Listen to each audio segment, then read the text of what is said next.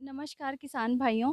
आज हम करनाल में डॉक्टर दलीप गोसाई जी के साथ गेहूं के ऊपर चर्चा करने के लिए उपस्थित हैं। हमें डॉक्टर साहब ये बताएंगे कि हमने कौन-कौन सी गेहूं की किस्में लगाई हैं और इनमें कौन-कौन से फर्टिलाइजर्स डाले हैं। जी। किसान साथियों, मेरी तरफ से भी नमस्कार। मेरे साथ जो हैं ये रिम्पी जी हैं। इनके अपने भी बहुत खेत हैं और ये पंचकूला से आए हैं।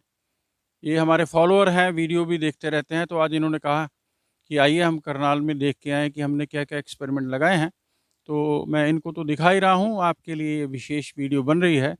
ये जो खेत आप देख रहे हैं, ये बहुत छोटा है अभी पौधा, और जैसा हमने आपको पहले बताया था, ये पिछेती किस्म है।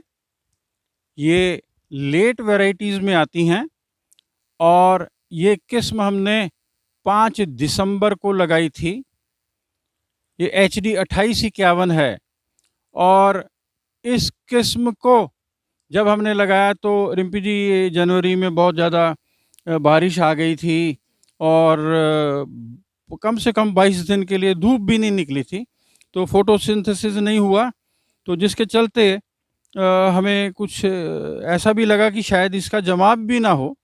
तो फिर नन्हे-नन्हे पौधे निकलने लगे और हमने उसके बाद इसका ध्यान देना शुरू कर दिया। तो फिलहाल हमने इसमें 3 बार तो दिया है यूरिया।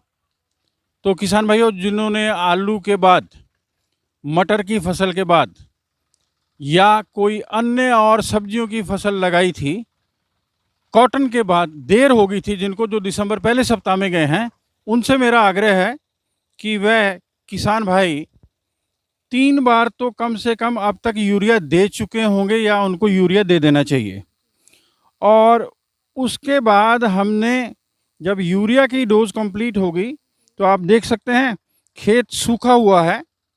ये खेत जो है अब पानी मांगने लगा है। तो हमने इसमें 19-19-19 इसमें नाइट्रोजन, फास्फोरस और पोटाश का स्प्रे किया है पहला। तो कुछ ही दिनों में जब इसमें नालियाँ बन जाएंगी, जैसा ये आपको दिखाएं, ये थोड़ा सा और बड़ी होनी शुरू हो जाएंगी।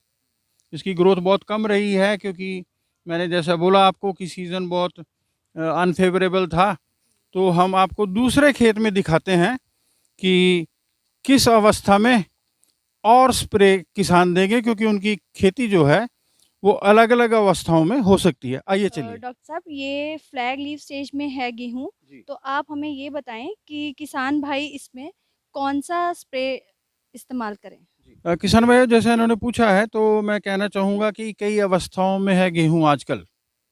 जो पहला आपने फ्रेम दिखाया है वो 65 से 70 दिन के आसपास है, तो आप 19-19-19 कर सकते हैं, क्योंकि वो छोटी अवस्था में है, उसको अभी नाइट्रोजन की ज़रूरत थी, तो हमने नाइट्रोजन रखा है। मगर ये जो अब है, ये फ्लैग लीफ स्टेज में आ गया, जैसा इन्होंने भी बोला। आप देख सकते हैं, इसको झंडा पत्ता भी हम कहते हैं। इसमें ये गाभे की स्टेज में है। ये बिल्कुल अब लगभग तैयार होने को है। इसमें दाने बनेंगे, फूल निकलेंगे, पत्ता चौड़ा है ऊपर से, ये देखो, ये भोजन बनाएगा। तो किसानों से हमारा आग्रह है कि इस तरह की अवस्था में अगर उनका खेत है तो वो 0-52-34 इसका स्प्रे करेंगे। इसका 1 किलो का पैकेट लेंगे और साथ में आप 100 ग्राम बोरोन भी डालें। बोरोन जो है वो काफ़ी हेल्प करता है इस स्टेज में। और ये घोल एक ही बनाएंगे। कुछ लोगों का ये मानना है कि ये अलग-अलग घोल हों, मगर सेफ़ है, कोई दिक्कत नहीं आएगी। आप 1 किलोग्राम लगाएंगे 0-52-34 और उसी ड्रम में ही आप बोरोन भी डालेंगे। 8 डिब्बे पानी के डाल लीजिएगा और दूसरा एक और आप डिब्बा लेंगे या ड्रम लेंगे या बाल्टी लेंगे, उसमें 200 ml प्रोपिकानोज़ोल, जो आम सब किसान जानते हैं, वो अलग घोल बनाएंगे।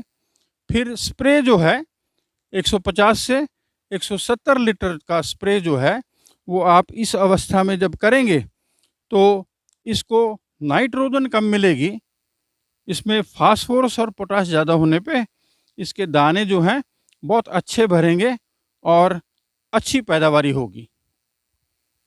डॉक्टर साहब, ये गेहूँ की तीसरी स्टेज आ गई है, इसमें देखिए फ्लैग लीफ से बाली भी बाहर निकल के आ गई है जी, गेहूँ की। जी, जी। अब आप हमें बताएँ कि किसान भाई इसमें कौन-सा स्प्रे इस्तेमाल करें? जी।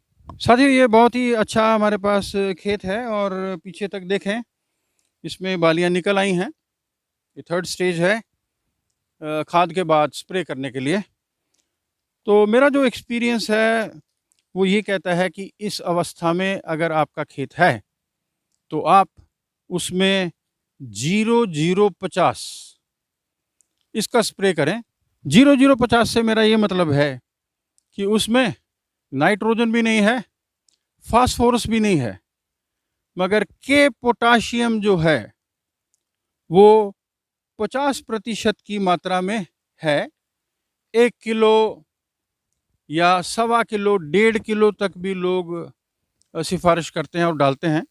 तो हम ये किसानों को कहना चाहेंगे कि इसमें इस अवस्था में वो ज़रूर स्प्रे करें, क्योंकि पोटाश जो है अब तक का जितना भी खाना बनाया है, आप देखिए कितनी अच्छे इसके टिल्लर्स हैं और कितनी मोटी इसकी ये फ्लैग लीफ वाली हैं, कुछ में तो निकल भी रहा है।